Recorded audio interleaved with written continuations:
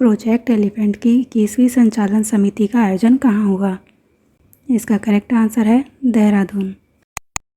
Project elephant की 21वीं संचालन समिति का आयोजन देहरादून में हुआ और इसकी अध्यक्षता केंद्रीय पर्यावरण मंत्री भूपेंद्र यादव ने की। साथ ही इस प्रोजेक्ट का उद्देश्य है हाथियों के संरक्षण के लिए चल रही केंद्रीय प्रायोजित योजना की प्रगति की समीक्षा करना।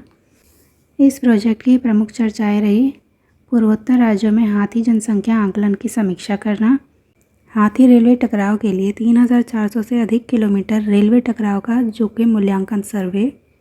इसके अलावा दक्षिण और पूर्वोत्तर भारत के लिए क्षेत्रीय कार्य योजना पर विचार और साथ ही इसमें सुस्त भालू और घड़ियाल को प्रजाति पुनर्प्राप्ति पर कार्यक्रम में शामिल किया गया। इसके अलावा इस चर्चा में भारतीय रेलवे, NHAI, ऊर्जा मंत्रालय और खनन विभाग के साथ बेहतर सहयोग की आवश्यकता पर बल दिया गया। हाथी जनसंख्या आंकलन। पूर्वोत्तर भारत में जनसंख्या आंकलन का पहला चरण पूरा कर लिया गया है, जिसके तहत 16,500 से अधिक मल नमूने जुटाए गए हैं जो DNA आधारित गणना के लिए आवश्यक हैं। इसके अलावा 2017 की अंतिम जनगणना के अनुसार भारत में कुल 29,964 हाथी हैं। 2022 से इसकी रिपोर्ट अभी तक जारी नहीं हुई है, लेकिन यह अनुमान है कि हाथी जनसंख्या में 20% की गिरावट आई है। हाथी रेल दुर्घटना न्यूनीकरण। 3,400 किलोमीटर से अधिक रेल मार्ग की संवेदनशील क्षेत्र के रूप में पहचान की गई है। 77 उच्च जोखिम क्षेत्र चिन्हित किए गए हैं जो हाथियों की रेल दुर्घटनाओं को रोकने हेतु ज़रूरी हैं। इसके अलावा 2019 से 24 के लिए 73 रेल दुर्घटनाओं में हाथी की मृत्यु हुई है। पालित हाथियों की आनुवंशिक प्रोफाइलिंग। इसके तहत 22 राज्यों में 1911 DNA प्रोफाइल तैयार किए गए हैं। इसका उद्देश्य है दीर्घकालिक निगरानी और संरक्षण रणनीति को मजबूत करना। हाल ही में किस देश की संसद ने अंतर्राष्ट्रीय परमाणु ऊर्जा एजेंसी के साथ सहयोग को निलंबित करने का प्रस्ताव पारित किया है? इसका करेक्ट आंसर है ईरान। हाल ही में ईरान की संसद ने अंतर्राष्ट्रीय परमाणु ऊर्जा एजेंसी के साथ सहयोग को निलंबित करने का प्रस्ताव पारित किया है। इजराइल के साथ अपने 12 दिनों तक चल रहे संघर्ष के बाद अमेरिका द्वारा ईरान के 3 परमाणु स्थलों पर हवाई हमलों के बाद यह प्रस्ताव पारित किया गया। ईरान अंतर्राष्ट्रीय परमाणु एजेंसी के साथ परमाणु अप्रसार संधि दोनों का सदस्य है। ईरानी संसद ने आधिकारिक रूप से अंतर्राष्ट्रीय परमाणु ऊर्जा एजेंसी के साथ सभी प्रकार के सहयोगों को समाप्त कर दिया है। साथ ही इसकी संसद ने IAEA पर जासूसी नेटवर्कों से प्रभावित होने का आरोप लगाया और इसकी निष्पक्षता पर भी सवाल खड़े किए हैं। ईरान का यह भी कहना है कि वह गैर परमाणु हथियार संपन्न देश है और IAEA और परमाणु अप्रसार संधि का सदस्य होने के बावजूद उस पर यह हमला किया गया। अमेरिका के हमलों को ईरान ने संयुक्त राष्ट्र चार्टर और अंतर्राष्ट्रीय कानूनों का उल्लंघन बताया है। हाल ही में किस क्रिकेट प्रारूप में ICC ने स्टॉप क्लॉक नियम लागू करने की घोषणा की है? इसका करेक्ट आंसर है टेस्ट क्रिकेट।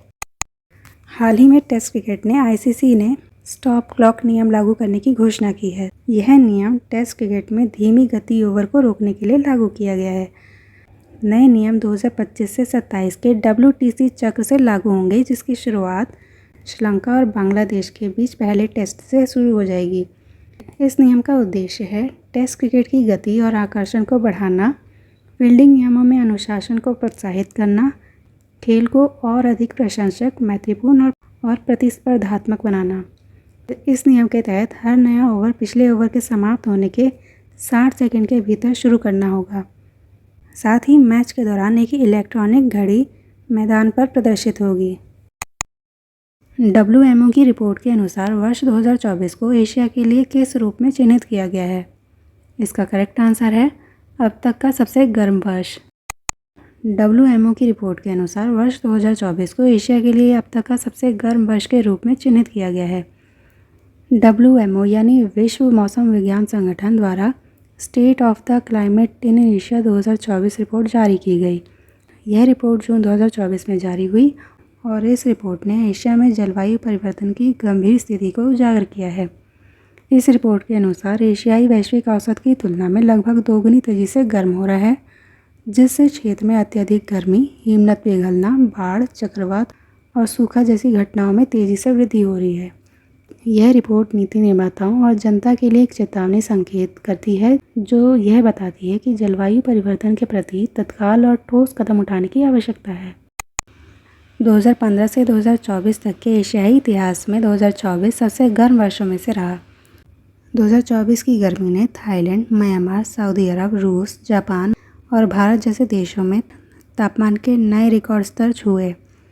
हिमालय और तियान शान पर्वत श्रृंखलाओं में 24 में से 23 ग्लेशियरों ने अपना द्रव्यमान खोया। इसके साथ ही यूएई, जहां 1949 के बाद सबसे अधिक 24 घंटे की वर्षा हुई, नेपाल, जहां सितंबर 2024 में बाढ़ आई, वहीं भारत के केरल, वायनाड जिले में भारी वर्षा, चीन में सूखा, श्रीलंका में बाढ़ जैसी स्थितियां देखने को मिली, जिनसे इन क्षेत्रों में हज़ारों की संख्या में मौतें, विस्थापन और आर्थिक क्षेत्र भी बेहद प्रभावित हुए। हाल ही में किस अंतर्राष्ट्रीय संस्था द्वारा भारत के यूनिफाइड पेमेंट्स इंटरफेस यानी यूपीआई को परिवर्तन शक्ति के रूप में माना है? इसका करेक्ट आंसर है अंतर्राष्ट्रीय मुद्रा कोष। हाल ही में अंतर्राष्ट्रीय मुद्रा कोष ने भारत के यूनिफाइड पेमेंट्स इंटरफेस यानी यूपीआई को परिवर्तनकारी शक्ति के रूप में माना है।